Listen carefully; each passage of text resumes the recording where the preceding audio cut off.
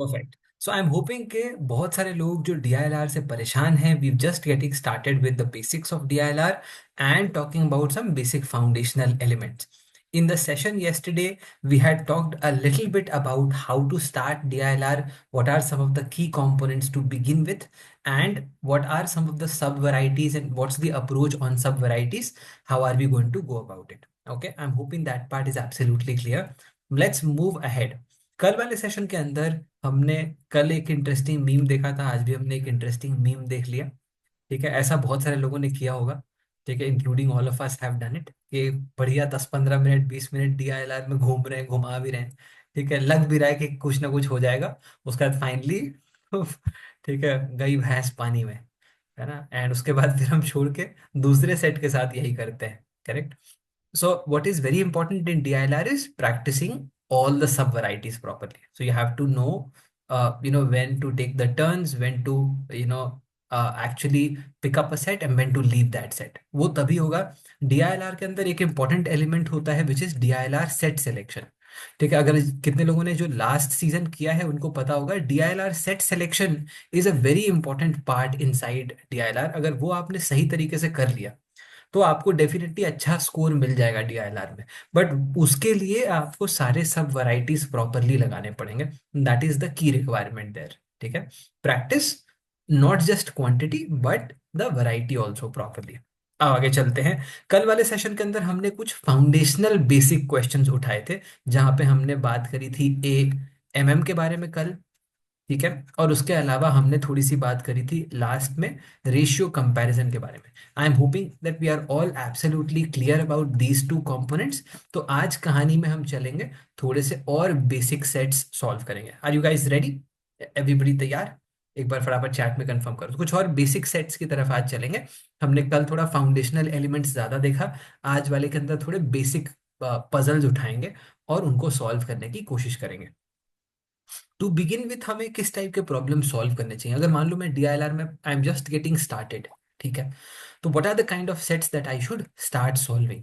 Okay, one very simple puzzle. Let us start with one very basic puzzle. एक simple puzzle से start करते हैं सब लोग। Let us all take 2 to 3 minutes. ठीक है, और एक बेसिक पजल ट्राई करो।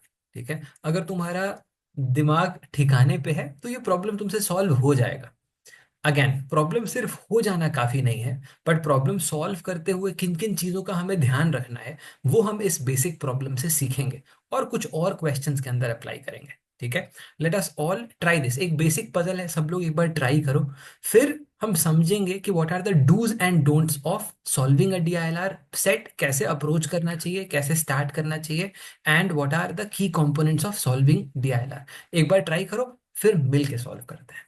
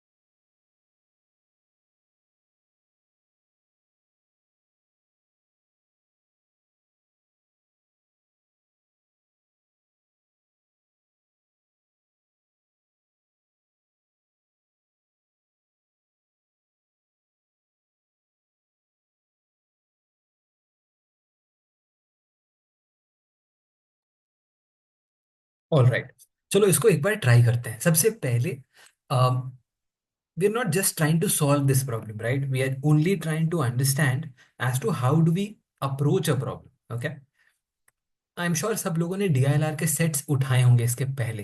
ठीक है, सबसे पहला स्टेप है understanding the set. Okay, exam scenario में अगर आपको कोई सेट प्रॉपरली समझ ना आए, मतलब एटलीस्ट 70-80% क्लैरिटी नहीं है कि एक्चुअली उस सेट में क्या चीजें दी हुई हैं, it is wise not to pick that set.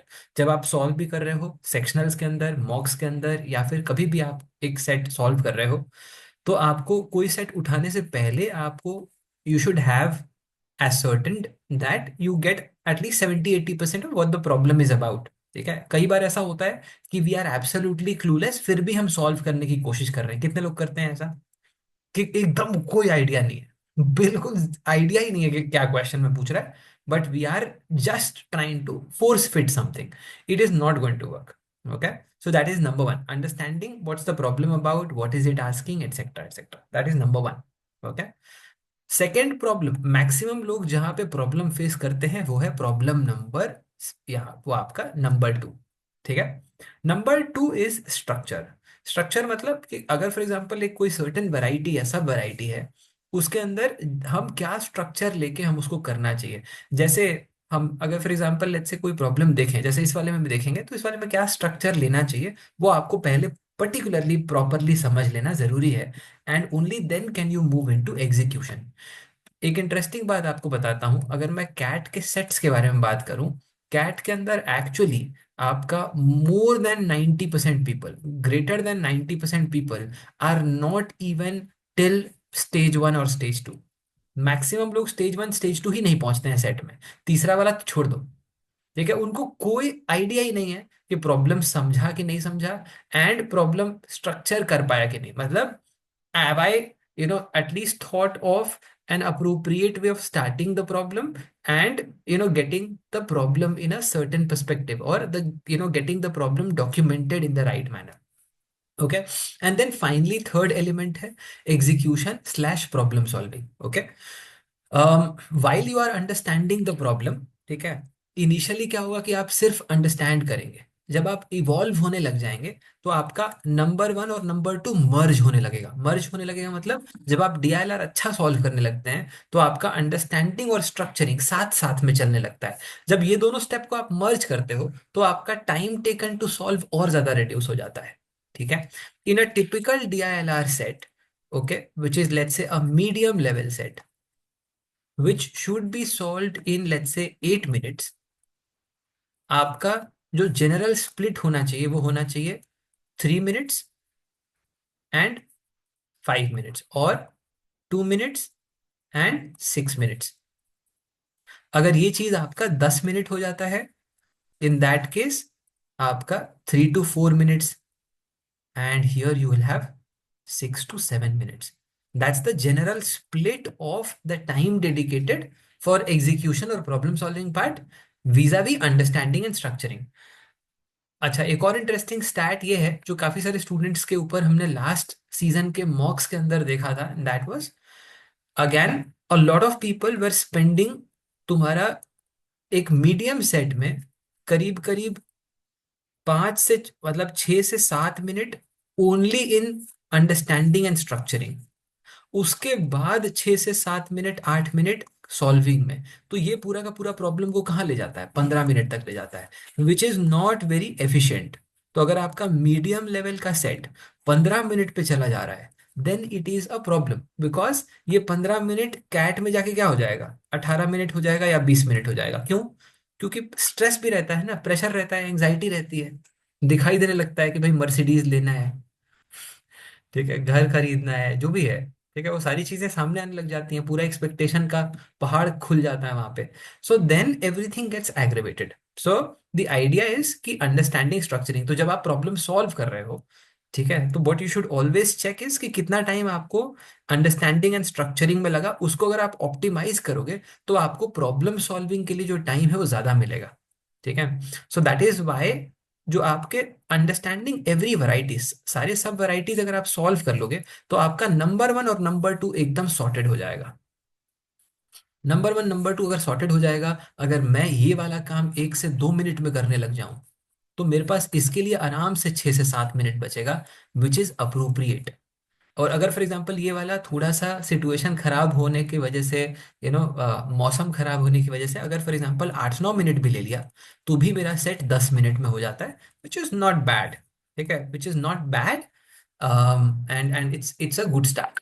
ठीक है, आई एम होपिंग कि यहाँ तक सबको समझ में आया होगा in terms of how do you divide your time between understanding structuring versus problem solving. Okay, what you should also do is you should try practicing it. ठीक है, कई लोग क्या होता है कि डीआईएलआर क्लास में सीखते हैं, और क्लास में सीखने के बाद वो जब एग्जीक्यूशन में जाते हैं तो फिर अपने तरीके से करने लग जाते हैं। कितने लोग यहाँ पे हैं? तो जब आप फॉर एग्जांपल कुछ सीख रहे हो क्लास के अंदर, तो उसको एग्जीक्यूट करने का कोशिश करो। इनिशियली आपको नेचुरली नहीं आएगा, ठीक है, लेकिन जब आप वहां पे आप फॉर एग्जांपल प्रॉब्लम सॉल्व करने लग जाओगे, when you start thinking in a structure, then eventually after let's say 10-12 days, 15 days, you will start liking a structured approach. Okay, a structured approach is also very important because it helps you get a cleaner solution. कितने लोगों के साथ ऐसा होता है कि DILR solve कर रहे हैं, थोड़ा यहाँ सॉल्व कर दिया है, थोड़ा यहाँ सॉल्व किया है, थोड़ा यहाँ पे, थोड़ा यहाँ पे, थोड़ा यहाँ पे, थोड़ा यहाँ पे सॉल्व किया, थोड़ा यहाँ पे सॉल्व किया, थोड़ा यहाँ पे, absolutely inefficient way of solving problems. आपका जो सोल्यूशन है बहुत क्लीन एंड क्रिस्प सोल्यूशन होना चाहिए। ठीक है, अगर वो नहीं बन रहा है तो आपका नंबर वन और नंबर टू खराब है, आपका स्ट्रक्चर नहीं बन रहा है। आपका स्ट्रक्चर अगर बनेगा तो आपका सोल्यूशन एकदम क्लीन एंड क्रिस्प आएगा। एंड उसके अंदर आप you can always come back. मान ले फॉर एग्जांपल, लेट्स से हमने 10-12 मिनट्स किसी सेट में लगाया, तो it should be modular. Modular मतलब it should have room, when I come back I can optimise it, I can play with it again. है ना? So that is something which you have to be careful of. है ना? Correct. इस वाले में ऐसा भी होता है कि अगर आप बहुत ही बिखरा हुआ सोल्यूशन है ना, तो कई बार ऐसा भी होता है कि सॉल्व करते हुए भूल गए कि क्या सॉल्व कर रहे थे। ऐसा कितने लोगों के साथ होता है? जनरली ऐसा होता है। जब मैं फॉर एग्जांपल विदाउट स्ट्रक्चर पहले सॉल्व करता था, ठीक है, ड्यूरिंग माय प्रिपरेशन डेज, तो सॉल्व करते हुए भूल गया कि करना क्या था। और इसके अंदर एक और प्रॉब्लम ये भी आता है कि आपने अभी अभी कुछ सॉल्व किया है और 2 मिनट बाद मिल ही नहीं रहा है कि कहाँ सॉल्व किया था भाई, कर तो दिया था ये वाला, किधर गया, कहाँ गया। तो एक क्लीन सोल्यूशन स्टार्ट से बनाना शुरू करो। Start building your self in a manner that you have absolute cleaner, your solution should be absolutely clean and clear. ठीक है, बस उस चीज का ध्यान रखना है। ठीक है, अब आओ सॉल्व करते हैं। सबसे पहले first step and second step. First step second step को हम इनिशियली, अगर आपको डिफिकल्टी हो रही हो तो फर्स्ट और सेकंड अलग अलग रखो। अगर आप फर्स्ट और सेकंड स्टेप को कंबाइन कर सकते हो, नथिंग लाइक इट, आपका टाइम ऑप्टिमाइज हो जाता है। ठीक है, मतलब पहले मैंने एक बार पूरा पढ़ा, उसके बाद फिर से मैं उसको स्ट्रक्चर करने जा रहा हूं तो टाइम ज्यादा लगता है।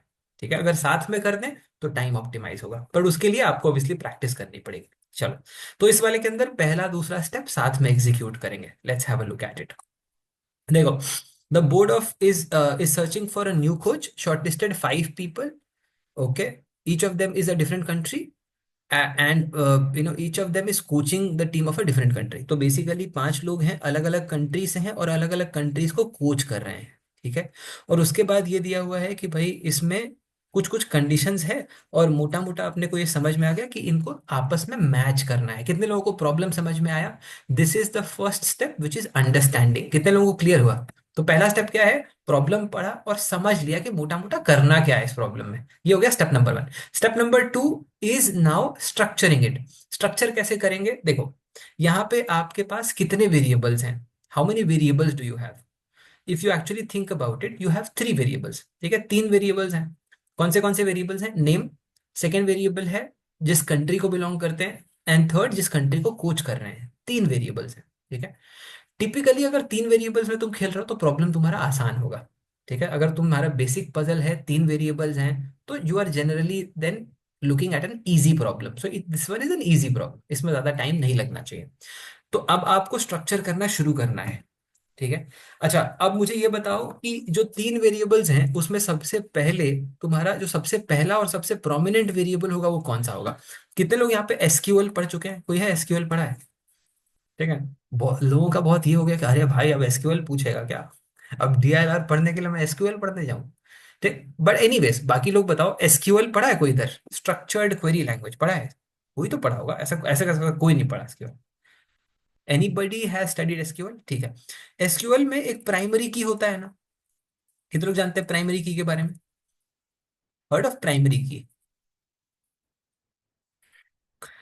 क्या होता है primary key? Let me ask Ayushi, can you tell us? और Akshat, anyone, anyone of you, Ayushi और Akshat, anybody, what is a primary key? बताओ। Go ahead Ayushi. Sir, on which the other things can be decided. Correct, Well, तो basically तुम्हारा किसी भी table का unique identifier होता है, मतलब बाकी सारी चीजें उसी के ऊपर डिपेंड करती हैं। जैसे फॉर एग्जांपल मान लो तुम किसी कॉलेज का बना रहे हो टेबल, तो कॉलेज में प्राइमरी की तुम लेट से रोल नंबर ले सकते हो, ठीक है, या डेट ऑफ बर्थ ले सकते हो, जो भी है, ठीक है। तो इस वाले के अंदर सिमिलरली तुम्हारा यहाँ पे तीन वेरिएबल्स हैं, बट इनको स्ट्रक्चर करने के लिए आप जो सबसे इंपॉर्टेंट वेरिएबल लेते हो, ठीक है, आप उसको प्राइमरी वेरिएबल बोल सकते हो, ठीक है। अब इस वाले केस में प्राइमरी वेरिएबल कौन सा होगा, ये बताओ। Which one should you take as the primary variable? और बहुत बेसिक है और बहुत आसानी से दिखाई दे रहा है इस प्रॉब्लम में, अगर तुम ध्यान से देखोगे तो तुम्हें बहुत क्लियरली दिखाई देगा कि हम नेम को ही यहाँ पे प्राइमरी वेरिएबल लेंगे। क्यों? क्योंकि देखो पहला वाला यहाँ भी नेम मेंशन्ड है, यहाँ पे इंस्ट्रक्शन जो है नेम वाइज दिया हुआ है, ठीक है, यहाँ भी इंस्ट्रक्शन नेम वाइज दिया हुआ है, यहाँ भी इंस्ट्रक्शन नेम वाइज दिया हुआ है, ठीक है। तो मैक्सिमम जो इंस्ट्रक्शंस हैं वो नेम ओरिएंटेड इंस्ट्रक्शंस हैं, and therefore it is wise to start with name. Okay, सबको समझ में आया कि नहीं? कंफर्म करो। तो स्ट्रक्चर हमने नेम के पॉइंट ऑफ व्यू से बनाया, एंड नेक्स्ट हम वेरिएबल बाकी दोनों ले लेंगे, लेट्स से कौन सी कंट्री एंड कौन सी कंट्री को कोच कर रहे हैं, ठीक है। तो ये अपना बन गया एक बेसिक टेबल, ठीक है, एक बेसिक टेबल बन गया। और टेबल के अंदर हमने क्या किया? हमने एक प्राइमरी वेरिएबल लिया हुआ है। प्राइमरी वेरिएबल क्या लिया है? नेम लिया है। कई बार अगर प्राइमरी वेरिएबल गलत ले लिया तो भी प्रॉब्लम फंस जाता है, रिमेंबर दैट, ठीक है। कई बार प्राइमरी वेरिएबल अगर गलत ले लिया तो भी प्रॉब्लम फंसता है, ठीक है।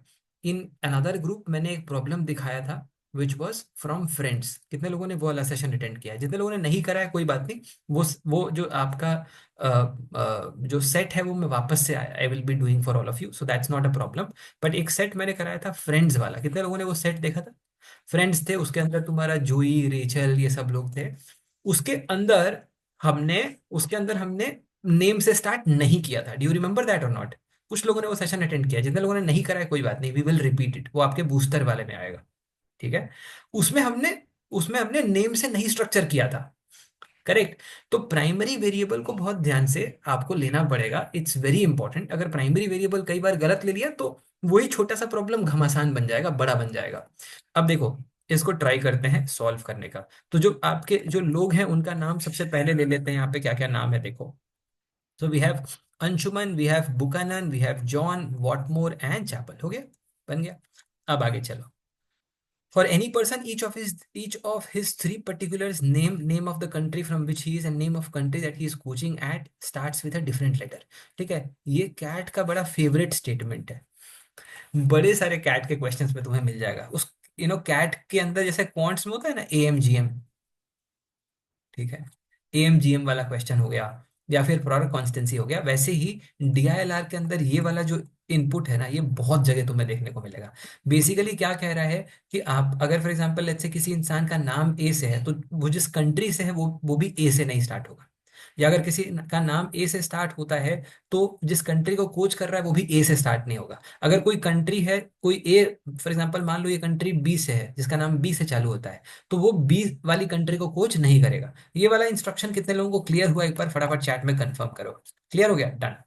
आगे चलते हैं, है ना? क्लियर है यहाँ तक? फटाफट बताओ। ओके, अब देखो अपने पास क्या क्या इंस्ट्रक्शंस हैं। सबसे पहले एक बार स्ट्रक्चर कर लिया, थॉट प्रोसेस बना लिया, अब इसको ट्राई करते हैं, let's see. Okay, easier problem में क्या होता है ना कि 1 2 3 तीनों मिक्स हो जाता है, ठीक है।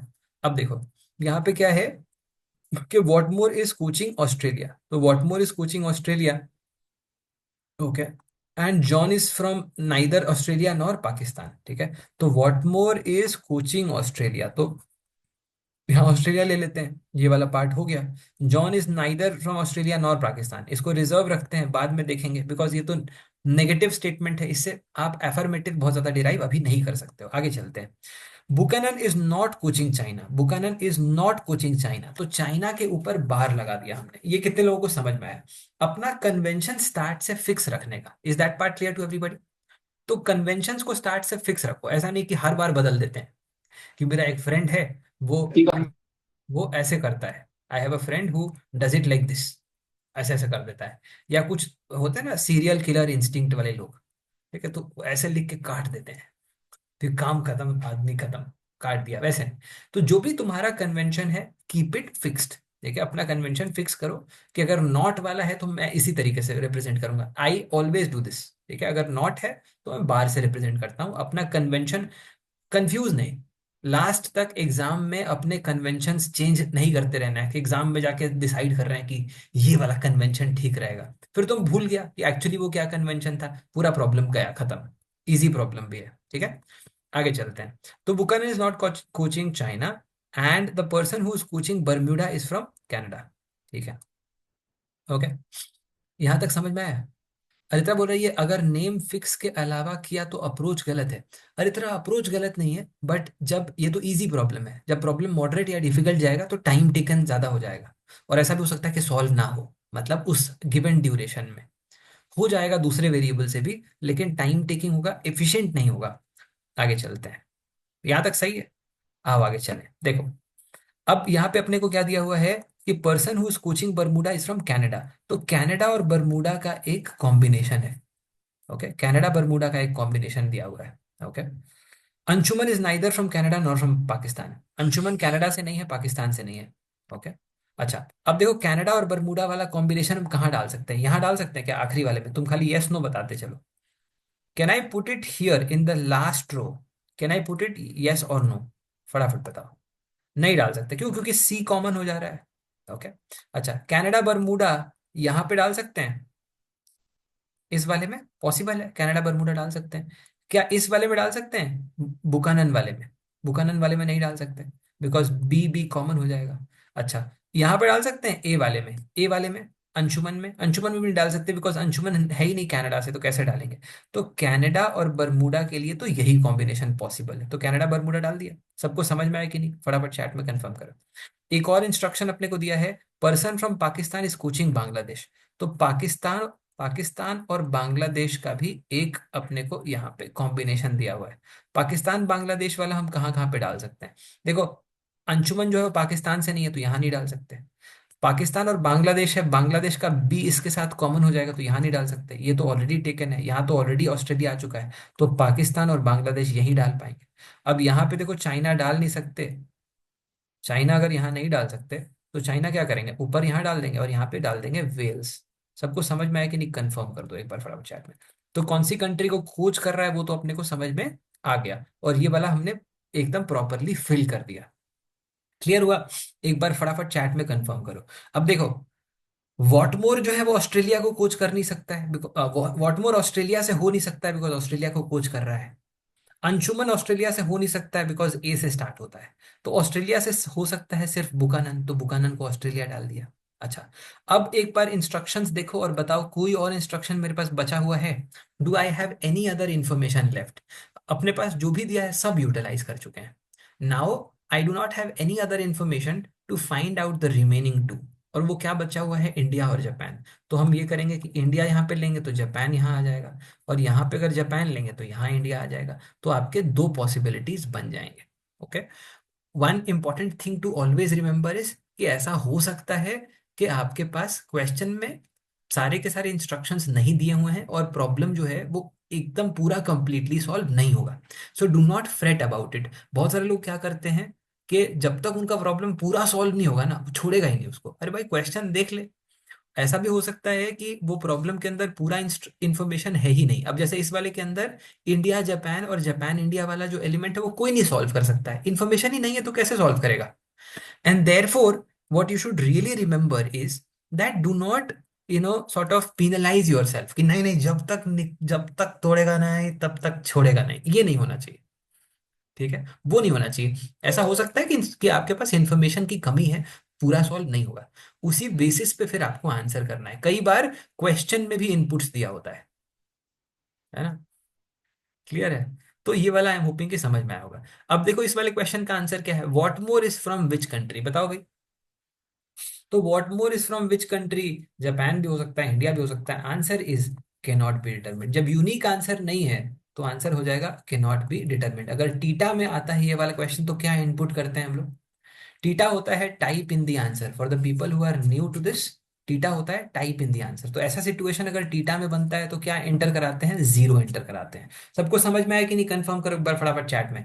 Is this process clear to everybody or not? Okay, so let us be very very careful, start observing the process and start executing it properly. ठीक है, तो क्लीन क्लियर प्रॉपर सोल्यूशन बनेगा, आपको भी मजा आएगा, you will enjoy doing this. Okay, is this clear? So three steps: getting the understanding. If I am 70-80% sure, then I am taking up the set, else I am not. Okay, second is structure. Then I have to think, well, how do I go about structuring? Primary variable kya hona chahiye? All of that, second element. And finally third element is your execution or problem solving. Execution and problem solving is something which will improve आपके practice के ऊपर। जितना आप practice करेंगे उसके ऊपर तुम्हारा problem solving improve होगा। तो प्रॉब्लम सॉल्विंग जो है वो क्वांटिटी ड्रिवन है, वाइल अंडरस्टैंडिंग एंड स्ट्रक्चर जो है वो वैरायटी ड्रिवन है। तो तीन स्टेप्स के अंदर अगर हम फॉर एग्जांपल देखें डीआईएलआर सॉल्व करने के अंदर, if there are three steps, step number one which is understanding, step number two which is your structuring, and step number three which is your problem solving, USP. तो जो USP है, USP के अंदर तुम्हारा you और S improve होता है सब वैरायटीज करने से, और पी इंप्रूव होता है क्वांटिटी से। प्रॉब्लम सॉल्विंग इंप्रूव हो जाएगा, लेकिन अंडरस्टैंडिंग और स्ट्रक्चरिंग सब वैरायटी से आता है। जितना तुमने प्रॉब्लम्स अलग अलग टाइप का देखा हुआ है, सारे वैरायटीज का देखा हुआ है, वो तुम्हारा नंबर वन और नंबर टू को इंप्रूव करता है, और नंबर थ्री को क्वांटिटी इंप्रूव करता है। Is this clear to everybody from a structure standpoint? Problem solving standpoint ठीक है, बट स्ट्रक्चर स्टैंड पॉइंट से आई एम होपिंग कि सबको समझ में आया होगा। Are we all good so far? Can we all quickly confirm in the chat we are all good? Anybody having any confusions in this question, please feel free, raise a hand, unmute yourself, let us discuss. Happy to discuss it, but what is very important to do is that when you are solving a problem, you should have the right approach for solving a problem. Okay, you should be process driven। DILR के अंदर process driven होना बहुत जरूरी है, otherwise you are going to get stuck। ठीक है, exam में जाके स्टक होगा। तो प्रोसेस अपना डेवलप करो। In the preparation duration you have to develop a process for everything. ठीक है, हर एक का प्रोसेस होना चाहिए। गेम्स एंड टूर्नामेंट्स का राउंड रॉबिन कर रहे हैं तो क्या प्रोसेस है, डबल एंट्री कर रहे हैं क्या प्रोसेस है, पॉइंट्स बेस्ड कर रहे हैं तो क्या थॉट प्रोसेस एंड प्रोसेस होगा, वो सारा आपको पहले डेवलप करना होगा। आगे चलें अगले क्वेश्चन की तरफ। Alright, now let me give you a sense of another interesting problem. Let me give you all a quick 3 to 4 minutes. Okay, let me give you a quick 3 to 4 minutes. Why don't you assimilate this problem and synthesize the solution, and then we will take it up together, discuss the approach, and how do we go about solving this.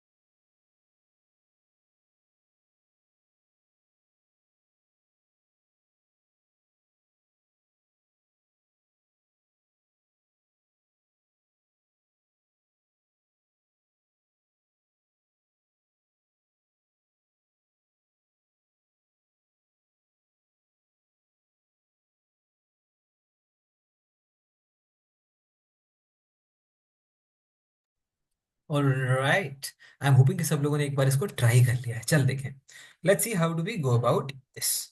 And अब देखो, again all the three steps are going to be the same. Sometimes you might need structuring, sometimes the structure is given to you in the problem. Okay, अब for example जब structure अपने को given है तो problem थोड़ा सा सही हो जाता है, पर कई बार उसको कॉम्पेंसेट करने के लिए कैट वाला प्रॉब्लम सॉल्विंग एलिमेंट को ऊपर कर देता है कि स्ट्रक्चर तो दे ही दिया है तुम्हें, है ना, तो प्रॉब्लम सॉल्विंग को थोड़ा सा एलिवेट कर देता है। ठीक है, ये वाला क्वेश्चन भी एक मॉडरेट लेवल क्वेश्चन है और एक एक्चुअल कैट क्वेश्चन है। It's a P Y Q. Okay, the reason why I pick this P Y Q is to help us understand as to what are the key thought processes that we use in problems. Okay, let us have a look at it again. Start with understanding 70-80% clear होना चाहिए before you start into the problem solving part. अगर वो नहीं है तो मोटा मोटा आपको उस पॉइंट इन टाइम पे उस प्रॉब्लम को नहीं पिक करना चाहिए। Let's have a look at this. देखो, again talking about, there are three pouches are kept in each of the 9 slots in a 3 by 3 grid as shown in the figure. ठीक है, now each pouch has a certain number of 1 rupee coin. The minimum and maximum amount of money among the three pouches in the 9 slots are given in the table. ठीक है, तो minimum maximum दिया हुआ है, तो हर यहाँ पे तुम्हारा 9 by 9, यहाँ पे 3 by 3 एक मैट्रिक्स है जिसके अंदर तुम्हारे पास तीन तीन पाउचेस हैं, हर एक पाउच के अंदर मैक्सिमा और मिनिमा जो है वो आपको दिया हुआ है। जैसे इस वाले के अंदर 3 है, तो 3 में मिनिमम किसी में कितना है, 2 है, और मैक्सिमम कितना है, 4 है। तो इस वाले में क्या हो सकता है, 2 भी हो सकता है, 3 भी हो सकता है, 4 भी हो सकता है। क्लियर हुआ कि नहीं, फटाफट चैट में कंफर्म करो। तो एक ब्रॉड अंडरस्टैंडिंग अपने को मिल गया कि हाँ भाई क्या चल रहा है। ओके, नाउ द ये वाला part is done. For example, ये एग्जाम्पल वाला part done. There are 9 pouches in any of the 3 columns as well as any of the 3 rows. Okay, it is known that the average amount of money kept in the 9 pouches in any row or any column is an integer. अब ये बहुत important है। while you are reading the question, one very important element is कि उसको assimilate भी करते रहो। ठीक है, बहुत लोग क्या करते हैं, पहले जल्दी जल्दी जल्दी जल्दी पूरा प्रॉब्लम पढ़ लेते हैं, उसके बाद फिर दूसरी बार पढ़ते हैं, उसके बाद तीसरी बार पढ़ते हैं। ये बहुत फ्रस्ट्रेटिंग होता है एग्जाम में, कि अगर आपको क्वेश्चन ही बार बार 3 बार 4 बार पढ़ना पड़ेगा ना, उससे फ्रस्ट्रेटिंग कुछ नहीं होगा, बिकॉज उस क्वेश्चन को सॉल्व करने का जो फन है वो चला जाता है। ठीक है, तीसरी बार अगर आप पढ़ रहे हो प्रॉब्लम को, तो पहली बार अटेंटिवली पढ़ो। And second important element is that you should effectively note down only the key elements. जैसे मैं इस वाले क्वेश्चन में क्या नोट डाउन करने वाला हूं वो देखो, इसमें लिखा है कि it is known that the average amount of money kept in 9 pouches in any row or any column is an integer. मतलब जो सम होगा रो 1 का, रो 2 का, रो 3 का, वो 9 का मल्टीपल होगा, और कॉलम का सम भी 9 का मल्टीपल होगा। कंफर्म कर दो, रो का जो सम होगा और कॉलम का जो सम होगा वो 9 का मल्टीपल होगा। This is my deduction from the sentence that I have read here. Is that part clear to everybody or not? So this is my deduction from that. Okay, my deduction. तो मैं generally ये चीजें लिख लेता हूं जब मैं solve कर रहा हूं, जब मैं प्रॉब्लम पढ़ रहा हूं, इसको साइड में नोट कर दिया। पूरा प्रॉब्लम नहीं बैठ के नोट करूंगा, बस ये इंपॉर्टेंट चीजें नोट करता हुआ चलता हूँ। कई कई चीजें वो जो तुम्हें कह रहा है ना, मैथमेटिकली उसको लिख लो, है ना, सेंटेंस में बोला है लेकिन मैथमेटिकली इसको एक्सप्रेस करने का कोई तरीका होगा, वो लिख लो एक बार बना के। आगे देखो, it is also known that the total amount of money kept in the 3 pouches in the first column of the third row is 4। First column third row, यहाँ पे जो टोटल है वो दिया हुआ है अपने को, क्या दिया हुआ है, यहाँ पे जो टोटल है वो अपने को दिया हुआ है, क्या दिया हुआ है, टोटल 4 दिया हुआ है। टोटल अगर 4 दिया हुआ है, इसका मतलब कि इस वाले रो में जो मिसिंग एलिमेंट है वो है 1। एंड देयरफॉर आपका रो जो आपका यहाँ पे ऐसे है, ठीक है, बेसिक बेसिक स्ट्रक्चर सेम ही रखेंगे। स्ट्रक्चर अपने को दे रखा है, उसको चेंज करने की जरूरत नहीं है, बस आप उसको थोड़ा सा अपने हिसाब से उसको स्पेस आउट कर लो। इस वाले के अंदर आपका 1,1,2 होगा। ये कितने लोगों को समझ में आया? ये 1,1,2 होगा, ये भी 9 का मल्टीपल होगा। ठीक है, ये 9 का मल्टीपल होगा, ये भी 9 का मल्टीपल होगा, ये भी 9 का मल्टीपल होगा, ये भी 9 का, ये भी 9 का, ये भी 9 का। हो गया, तो क्वेश्चन पढ़ लिया, एसिमुलेट कर लिया, थोड़ा बहुत जो इनपुट्स है उनको मैथमेटिकली एक्सप्रेस कर लिया, और जो प्रॉब्लम है उसके अंदर अच्छा 70-80% बढ़िया एक थॉट प्रोसेस, एक अंडरस्टैंडिंग ले लिया कि हाँ ठीक है, समझ में आ गया क्या करना है। अब मुझे फॉर एग्जांपल ये मिसिंग आइटम्स फाइंड आउट करने हैं। कितने लोगों को क्लियर हुआ? ऑब्वियस सी बात है, यही यही पता करना होगा, बाकी सब तो दिया हुआ है। तो मिसिंग क्या है, वो अगर तुम्हें समझ में आने लगता है, मतलब अंडरस्टैंडिंग तुम्हारा डन है। पहला स्टेप विच इज अंडरस्टैंडिंग, ठीक है। Even before getting into the question, अगर तुम्हें समझ में आने लगता है ना कि एक्चुअली क्या पूछा होगा उस क्वेश्चन में, देन तुम्हारा दिमाग अपने आप रास्ता निकालना शुरू करता है। अब पता ही नहीं है कि करना क्या है, तो रास्ता कैसे निकलेगा, how will you even figure out. Maximum लोग डिसाइड करते हैं कि भाई कहाँ घूमने जाएं, ठीक है। चार दोस्त बैठे हुए हैं, पार्टी कर रहे हैं, पार्टी करते हुए डिसाइड करते रहते हैं कि कहाँ घूमने जाया जा सकता है। पूरी पार्टी में खाली रैंडम डिस्कशन होता है, उसके बाद पार्टी खत्म हो जाती है, सब अपने अपने घर चले जाते हैं, उसके बाद सब भूल जाते हैं। यही होता है।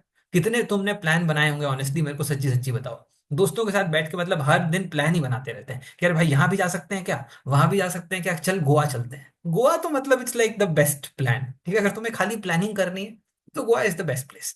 ये खाली मस्त प्लानिंग करते हैं, ठीक है। सो वहां पे एग्जीक्यूशन इसलिए नहीं हो पाता है कि पता ही नहीं कि कहाँ जाना है।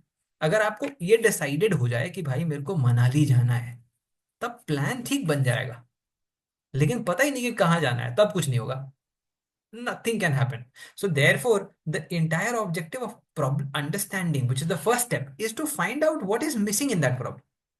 Okay. So whenever you are actually reading a question, you will initially start training yourself to find out that missing piece. वो missing piece मिल गया ना, तो तुम्हारा दिमाग रास्ता बनाने लग जाएगा। इतना कैपेबिलिटी सबके पास होता है, ठीक है। ऑब्वियसली वो धीरे धीरे और डेवलप होगा, पॉलिश होगा, शार्पन होगा।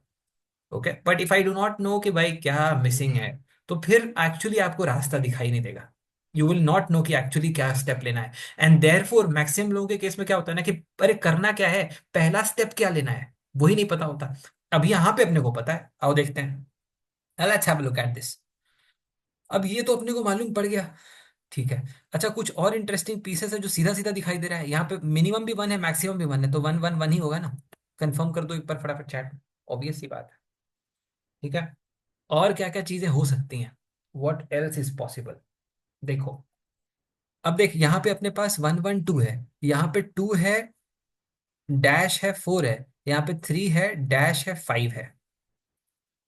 अब कॉलम वन का सम लेके देखते हैं, तो ये तो अपने पास कितना हो जा रहा है, टू प्लस फोर ये सिक्स हो गया, प्लस समथिंग है, थ्री प्लस फाइव एट हो गया, प्लस समथिंग है, और यहाँ पे हो गया फोर।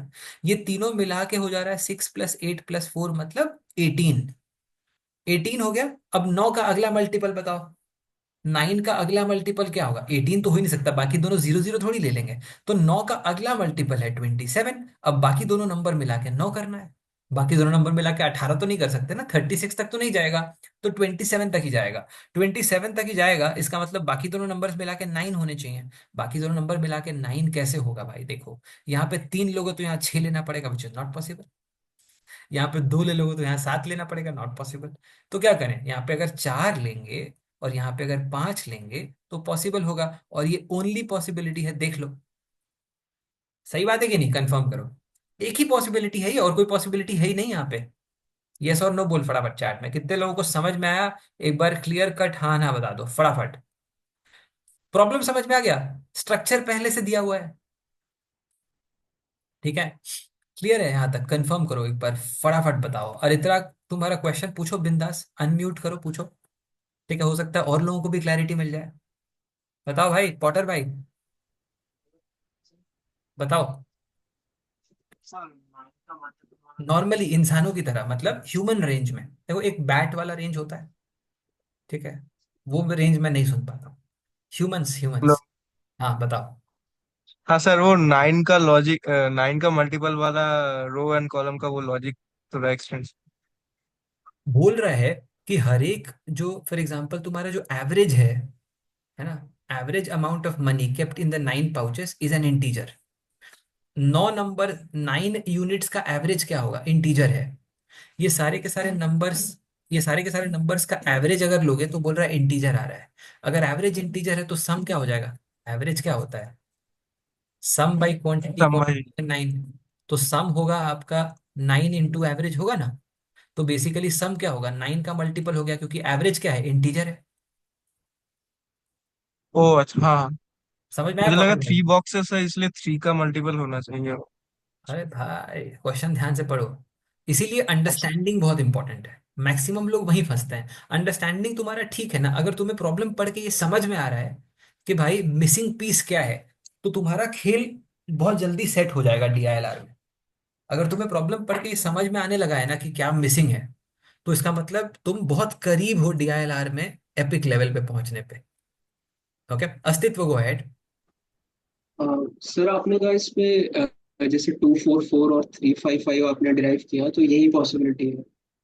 बट इसमें तो हम जैसे अगर फर्स्ट में 443 ले लें और सेकंड में एक सेकंड, 435 ले लें। एक सेकंड, एक सेकंड, एक सेकंड।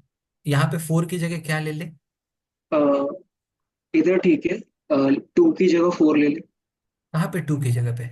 यहाँ पे? ये जो लेफ्ट। जी। अरे ये तो मिनिमम फिक्स्ड है ना। अगर 2 एग्जिस्ट ही नहीं करेगा तो मिनिमम 2 होगा कैसे? नहीं वो मिनिमम हम रो वन हमें में, तो ये बोला है ना। रो वन कॉलम, सुनो सुनो, ये वाला जो सेल है, ठीक है, ये वाला जो सेल है, इसके अंदर 3 पाउचेस हैं, ठीक है। जी सर। एक पाउच में 2 डेफिनेटली है, अच्छा, और एक पाउच में 4 डेफिनेटली है। तुम इसी के साथ खेल सकते हो, इन दोनों के साथ नहीं खेल सकते। समझ में आया? ठीक है सर, वो अंडरस्टैंडिंग में गया। तो ठीक है सर। बेसिकली मिनिमम मैक्सिमम होगा कैसे अगर वो एग्जिस्ट ही नहीं करेगा तो? अब कोई कॉलेज बोल रहा है कि भाई मिनिमम राइट सर, पैकेज है, राइट। कॉलेज बोल रहा है मिनिमम पैकेज है 9 लाख, मतलब किसी को मिला होगा ना। जी जी जी। तो मिनिमम 9 लाख का क्या मतलब है? 9 लाख, 9 लाख उसका सॉरी सर, प्रॉमिस सॉरी। थोड़ी है। मेरा वचन ही है शासन, ऐसा नहीं है। वो 9 लाख किसी को मिला है। क्लियर हुआ? जी जी। वो तो तुम तो उसका अस्तित्व ही मिटा दिया। अच्छा, तुम्हारा नाम भी अस्तित्व है, ठीक है। Yes sir. Okay, all right. और किसका डाउट था? कहाँ गया अमोघ? अमोघ कहाँ चला गया भाई? सवाल पूछ के भाग गया, मतलब सवाल पूछे बिना हैंड रेस करके ही भाग जाता है। ठीक है, अमोघ कहाँ चला गया? बताओ बताओ, तुम्हारा डाउट बताओ। Hello sir. हाँ हेलो। तुम भी अभी बैट वाला रेंज में ही है, ह्यूमन वाले रेंज में हो। आवाज आ रही है अभी ठीक से? हाँ अभी आ रही है, धीरे धीरे आ रहे हो तुम बैट से इंसान की तरफ। बताओ। नहीं सर, मेरा भी अस्तित्व का डाउट था, वही था। मुझे लगा था कि वो रेंज है फ्रॉम 2 to 4, इसलिए मेरा वो पॉसिबिलिटीज ज्यादा आ रही थी। ठीक है, तुमने एकदम अमोघ बात कर दिया, लेकिन ये बात समझ में आ गई कि नहीं? हाँ मतलब, पर सर वो थोड़ा सा पढ़ते हो ग्रे एरिया लगता है। मुझे लगा था कि रेंज है, इसलिए मैं पूरा सम बना दिया, वो आंसर नहीं आ रहा था उसके चलते। ग्रे कहाँ है? तो मैं तो रेड इंक से सॉल्व करता हूँ या ग्रीन से करता हूँ? मतलब ग्रे एरिया मुझे लगा था, थोड़ा सा डाउटफुल लगा था वो अच्छा, सवाल। डाउटफुल लगा वो, ओके ओके। ठीक है, यहाँ तक ठीक चल रहा है कि नहीं? हाँ सर। चल बढ़िया है, और क्या चाहिए लाइफ में। आगे चलते हैं। यहाँ तक सॉल्व कर लिया, अभी बाकी बाकी तुम सॉल्व कर लोगे कि नहीं? अरे तुम तो प्रो लोग हो भाई, ऑनेस्टली, मतलब इट्स लाइक सो अमेजिंग। ठीक है, तुम जिस तरीके से प्रॉब्लम सॉल्व करता है एकदम, भाई नेक्स्ट ही लेवल। ठीक है, ऐसे मैं आपकी थोड़ी थोड़ी झूठी तारीफें करता रहूंगा, बड़ा अच्छा लगता है। ठीक है, और राइट, लेट्स सी। अब देखो, अब let us try to solve the next bit now. 355 है, 111 है। अब अगला कौन सा सॉल्व किया जाए बताओ? कौन सा वाला सॉल्व करें? चलो इसको सॉल्व कर लेते हैं। कॉलम नंबर 2 को कर लेते हैं, चलो। कॉलम नंबर 2 में देखो, यहाँ पे 1, यहाँ पे 1 है, यहाँ पे डैश है और 2 है, और यहाँ पे 6 है, यहाँ पे डैश है, और यहाँ पे 8 है। ठीक है, तो इसको ट्राई करते हैं, चलो। यहाँ पे अपना 6 और 8 मिला के 14 हो जाता है। यहाँ पे 1+1+1 मिला के अपना 17 हो जाता है, और 2+1 मिला के अगेन अपना 20 हो जाता है। अब दो नंबर्स मिला के 20 प्लस समथिंग है, 27 ही हम ले जा सकते हैं। तो 27 ले जाएंगे तो कैसे होगा? देखो भाई, 6 से कम तो ले नहीं सकते, यहाँ पे 7 लेंगे तो 0 लेना पड़ेगा, विच इज नॉट पॉसिबल। यहाँ पे अगर 5 लेंगे तो 2 लेना पड़ेगा, अगर 5 ले नहीं सकते, 6 से कम होगा नहीं। तो 6 लेना पड़ेगा और 1 लेना पड़ेगा। कंफर्म कर दो एक बार फटाफट चैट में, है कि नहीं? क्लियर? एक बार फटाफट बताओ, is this part absolutely clear to everybody or not? ठीक है, सबको समझ में आया?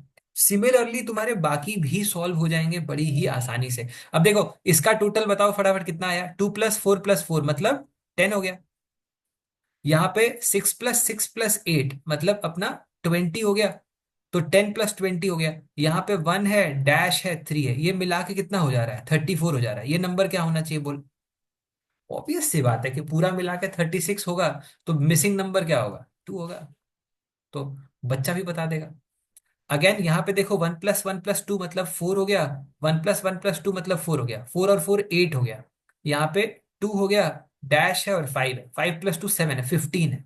15 हो चुका है, रिमेनिंग नंबर बता दो। सिंपल है तो, बड़ी आसानी से नहीं हो जा रहा है। हो गया 3। कैट का क्वेश्चन है ये, ठीक है, जो कि again for example let's say काफी लोगों ने नहीं सॉल्व किया।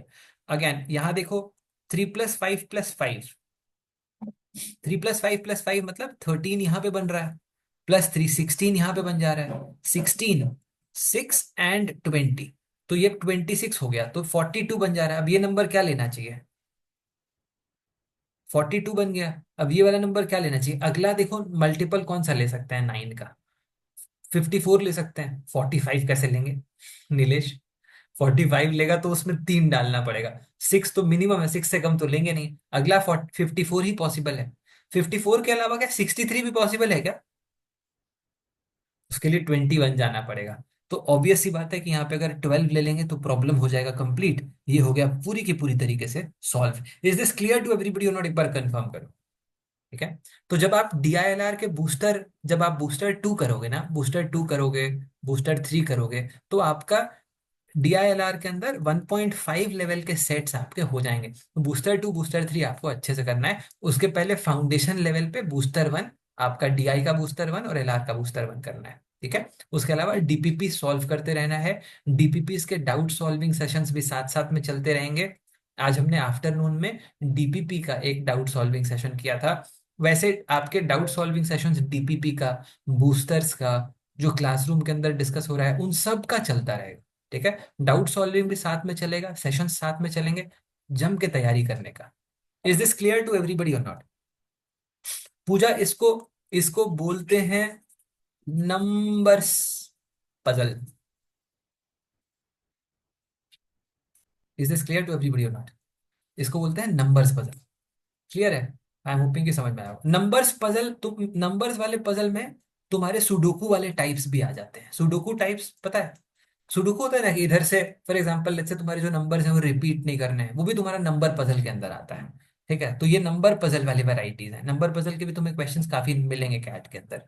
आगे चले अगले क्वेश्चन के अंदर। I am hoping that everything that we done so far in terms of approach, in terms of solutioning is absolutely clear. Keep noting the important pointers and try to utilize it. घर जाते ही फिर अपने तरीके से करने लगते हैं, अपने तरीके से करो, कोई खराबी नहीं है। बट जब तुम सीखना चालू करते हो ना, try to effectively pick up some interesting elements, important elements, utilize करके देखो। ठीक है, फॉर एग्जाम्पल वो 1 वीक 10 डेज लगेगा, तब जाके तुम उसको इम्प्रोवाइज करके अपने तरीके से करना शुरू कर सकते हो। Let me take you through to another interesting problem. एक इंटरेस्टिंग प्रॉब्लम और लेते हैं, एक बार इसको पढ़ो, अच्छा प्रॉब्लम है ये वाला भी। ओके, लेट्स सी, इसको एक बार ट्राई करते हैं सब लोग। 2 से 3 मिनट लो, प्रॉब्लम को समझो। ठीक है, बार ग्राफ वाला प्रॉब्लम है। बार ग्राफ कंबाइंड ही आता है, बार ग्राफ इंडिपेंडेंटली आता नहीं है कभी कैड में जैड में। तो इसमें भी बार ग्राफ के साथ में कुछ ना कुछ एक कंपोनेंट रहेगा ही। इसको एक बार पढ़ो, फिर प्रॉब्लम सॉल्व करते हैं। कुछ और इंटरेस्टिंग चीजें यहाँ भी सीखने को मिलेंगी, तो मजेदार सेट है। Let us all give it a read, understand, assimilate, synthesize, and then let's solve it together.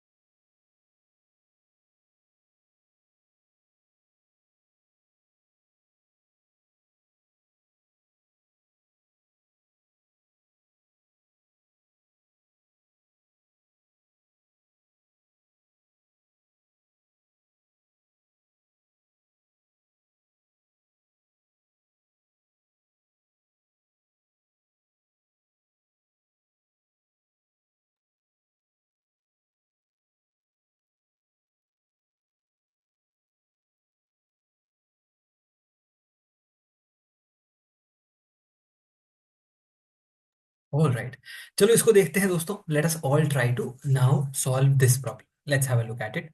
देखो, the horizontal bars in the above diagram represent 2020 aggregate sales of a company for the different subcategories of its products. The top four subcategories belong to furniture. तुम्हारे पहले जो चार हैं वो furniture वाली category में आ गए. उसके बाद you have the bottom four sub categories belong, the bottom four product sub categories belong to the technology product. ठीक है, तो तुम्हारे बॉटम के जो चार हैं वो तुम्हारे टेक्नोलॉजी वाले सेगमेंट में आ गए. And then finally while all other belong to the office supply, तो बाकी आपका ऑफिस सप्लाई वाली कैटेगरी में आ गया. ठीक है, so then that is how you have now sort of subdivided it. Let's see. For each of the product, there is a vertical line indicating the sales of the corresponding subcategory in 2019. Again, this is again a composite bar graph, correct? Because in a simple bar graph, you have just one bar graph. Here, for the lack of space, what they have done is represented in a different manner. So the vertical line indicating the sales of the corresponding subcategory in 2019. ये वाला किसका दिया है 20.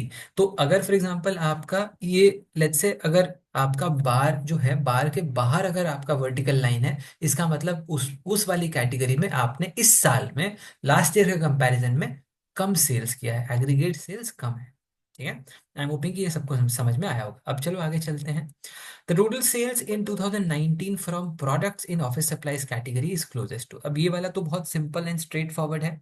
आपको all you have to do is now, but 2019 वाला करना है. तो what is the number that we are looking at? Approximately क्या नंबर है जो हमें यहाँ पे देखने को मिल रहा है? बड़े बड़े नंबर्स पहले लेते हैं. अगर for example let's say we take binders, what is the number that we are looking at? We are looking at something which is let's say 3.6 3.7 के आसपास. करेक्ट, तो 3.6 3.5 से थोड़ा सा ज्यादा है, 3.6 3.7 के आसपास आपका यहाँ पे नंबर आ रहा है. और बड़े नंबर्स कौन से हैं? यहाँ पे 1.5 है, 1.2 है, 1.8 के आसपास यहाँ पे अपने को नंबर मिल रहा है. What else is there? Let's have a look at the rest of it. यहाँ पे अगर हम पेपर देखें, पेपर आपका 1.5 पे आ रहा है. देन अगर हम स्टोरेज देखें, स्टोरेज आपका 4.3 के आसपास आ रहा है. And then finally if you look at supplies 1.1 के आसपास आ रहा है. ठीक है, so these are some of the major ones. So what are the numbers we are looking at? 4.3 and 3.7 give me a 8 here, and again 1.5 and 1.8. This again combined is going to give us another 3.3. So 3.7 and 4.3 giving me an 8. Then again this giving me a 3.3 giving me an overall 11.3, and then finally this giving me a 12.4. So 12.4 is what we have achieved so far. यहाँ तक सबको समझ में आया कि नहीं? Confirm करो. तो 12.4 अपना यहाँ तक ही आ गया है. बाकी छुटपुट नंबर्स हैं. 12.5 होगा नहीं, क्योंकि बाकी के जो नंबर्स हैं वो थोड़े बहुत मिला के कुछ ना कुछ तो बनाएंगे. तो 12.5 हो नहीं सकता है. आंसर 18 तक भी नहीं पहुंचेगा, बिकॉज बाकी जो नंबर्स बचे हैं वो सारे 0.5 से कम है, तो 18 तक तो नहीं पहुंचने वाला है. आंसर आपका 16.5 भी हाईली अनलाइकली है, बिकॉज 12.4 से अगर हम देखें यहाँ पे 4.1 का डिफरेंस है. यहाँ पे कितने एलिमेंट्स हैं बचे हुए? देखो, एक ये बचा हुआ है, एक ये बचा हुआ है, ये बचा हुआ है, ये बचा हुआ है. चार कंपोनेंट्स बचे हैं, चारों 0.5 से कम है, तो ये ऑब्वियसली 16.5 तक तो पहुंचेगा नहीं. हटाओ, मार्क कर दो. समझ में आया? कंफर्म करो एक बार फटाफट चैट में. ठीक है, तो बड़े बड़े कंपोनेंट्स को लिया, छोटे छोटे कंपोनेंट्स को कैलकुलेट ही नहीं किया. सिंपल आपने बेसिक एस्टिमेट से भी सॉल्व कर सकते हैं जहां तक पॉसिबल हो. As far as you can eliminate the possibility of calculations, do that. Okay, that might require some level of wisdom, some level of practice, but I'm hoping that this part is absolutely clear to everybody. सब लोगों को समझ में आया कि नहीं? एक बार फटाफट चैट में कंफर्म करो.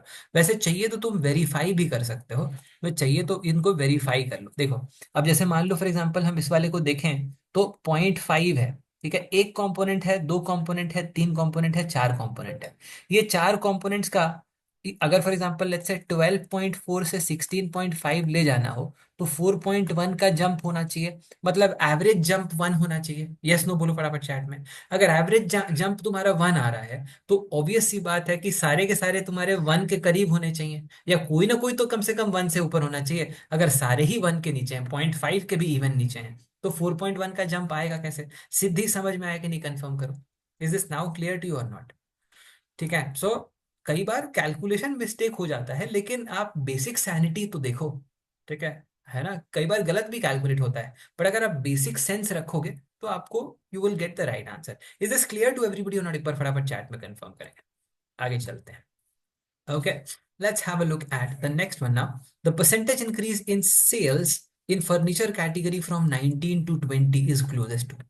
अगर फर्नीचर कैटेगरी में हम देखें तो फर्नीचर कैटेगरी में आपके पास क्या क्या आता है. पहले ऊपर के चार आते हैं फर्नीचर कैटेगरी में. कितना परसेंटेज इंक्रीज इन सेल्स हो सकता है यहाँ पे. अगर इन इन चीजों को ध्यान से देखें तो कितने लोग अग्री करते हैं कि 20-25% हाईली अनलाइकली है. यस नो बोलो एक बार फटाफट चैट में. कितने लोगों को लग रहा है कि भाई 20-25% हाईली अनलाइकली लग रहा है. yes or no बोल. ठीक है. So when you are actually looking at data you can sort of try to make sense of that data.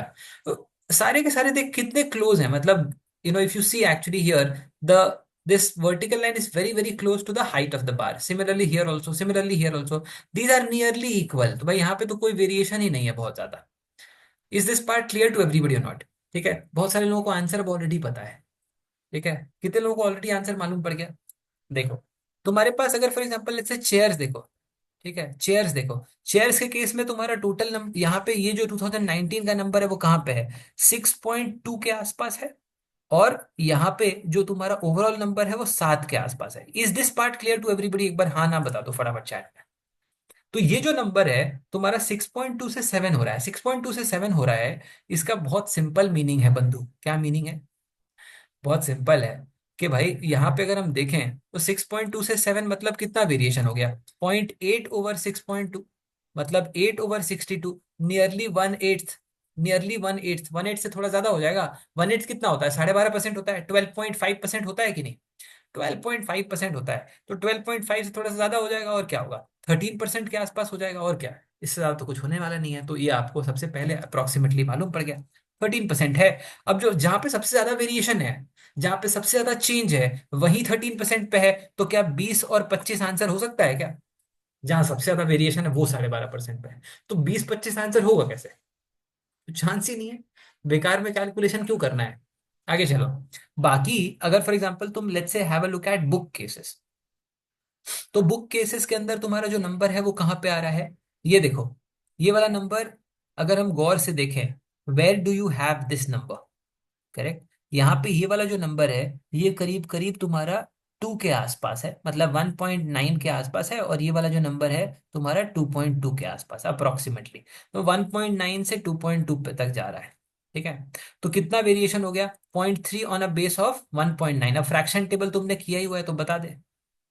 ठीक है. 0.3 ऑन बेस ऑफ अब 1/19 तुम्हारा कितना हो जाता है 5.3 अप्रोक्सीमेटली होता है. तो 3 × 5.3 करेंगे तो अप्रोक्सीमेटली कितना बन जाएगा 15.9. तो ये वाला जो परसेंटेज है परसेंटेज आपका कितना हो जा रहा है 15-16 यहाँ पे आपका 1.9 के ऊपर 15-16% के आसपास हो रहा है 15% के आसपास हो रहा है. Is this part clear to everybody or not. एक बार फटाफट चैट में कंफर्म कर दो. क्लियर हुआ. बताओ भाई. 15-16% के आसपास आपको यहाँ पे मिल जाएगा.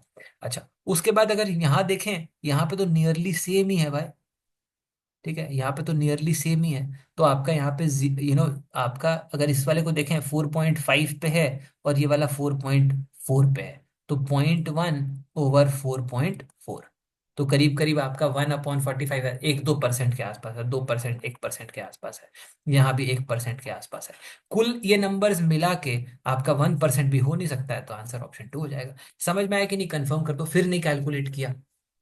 Is this clear. फिर से नहीं कैलकुलेट किया. So what we have done here is we have still again not calculated. We just taken an estimate of it. तो कितने लोगों को थोड़ा बहुत अप्रोक्सीमेशन भी समझ में आया एक बार कंफर्म करो. एक और स्किल है जो आप अपने को डेवलप करना पड़ेगा. अगर डीआई ओरिएंटेड स्किल्स के डीआई ओरिएंटेड सेट्स के अंदर अच्छा करना है तो थोड़ा सा बेसिक नंबर सेंस इंप्रूव करना पड़ेगा. And basic sense of approximation playing with numbers playing with options is also something which will need to work upon. How many of you are absolutely clear with what we have done so far? Do make sure that you try out a few more questions. Let us all take this as homework. Screenshot ले लो भाई. ठीक है. Do let me know in the next session if in case you have any difficulties. We'll solve it like this. This one is the one question. एक बार screenshot अगर ले लिया है तो बता दो. ठीक है. Let me switch off my camera. Okay. Have you taken the screenshot now? Done. All right. Take a screenshot for this one also.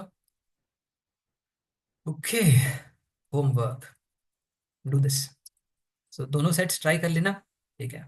How to improve approximation? Siddhi, again what is important is you have to be absolutely brilliant in foundation. अभी हम लोगों ने जो किया वो 3/19 किया था कि नहीं? ठीक है. अब अच्छा, मतलब ऐसा थोड़ी होगा कि 3/19 जब पूछेगा तभी 3/19 बताओगे. जब प्रॉब्लम में आ रहा है तब भी तो आपको अप्लाई करना पड़ेगा. सो वो एप्लीकेशन के टाइम पे वो तभी आपको स्ट्राइक करेगा जब आपने अच्छे से उसको किया हुआ है. देयरफॉर आई कीप आइटरेटिंग कि फाउंडेशन सेशंस को बहुत अच्छे से कर लेना चाहिए. Is this part clear to everybody or not? Can you all quickly tell me if everything that we've done so far is absolutely clear or not? Is everything done so far clear? All right. Okay. What about everybody else? Is there anything that is not clear? Any doubts, any difficulties in terms of what we have done today? Any queries, any doubts, any difficulties in terms of what we have done today? Okay. So doubts have your classroom have to be doubt free, doubt solving sessions happening properly. Let us utilize it. Let us study. Let us give our best. I'm pretty sure that all of us can get great percentiles. We have so many stories this season and even last season also, where people in fact scoring less than 75 percentile and going on to achieve more than 95 percentile. So these are the same people 1 year पहले भी और 1 साल बाद भी.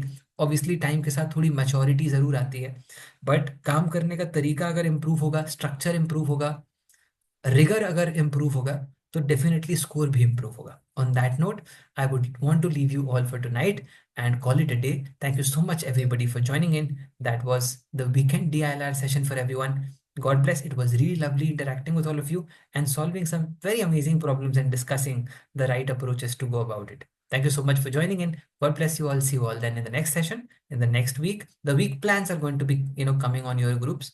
So do stay tuned, keep working hard, and God bless. स्तुति, candle stick अलग से करेंगे, कैंडल स्टिक अलग से करेंगे, वो पूरा प्रॉब्लम एक बार अपने को उठाना पड़ेगा. So we'll discuss candlestick chart properly. जो हमने यूट्यूब के ऊपर जो कैंडल स्टिक चार्ट वाला जो अपना प्रॉब्लम है उसको पूरा डिस्कस करना पड़ेगा. ठीक है. कितने लोगों ने देख लिया वो कैंडल स्टिक वाला, कैंडल स्टिक चार्ट वाला जो शेयर किया वो देख लेना. अगर वो तुमने समझ लिया तो 2024 में कैंडल स्टिक वाला जो क्वेश्चन है वो ट्राई भी कर लेना. एकदम इजीली हो जाएगा. अगर वो तुमने जो हमने वीडियो शेयर किया वो अगर तुमने देखा हुआ है तो 2024 का प्रॉब्लम एकदम केक वॉक होगा. मिलते हैं अगले वाले सेशन में दोस्तों. God bless. Bye bye.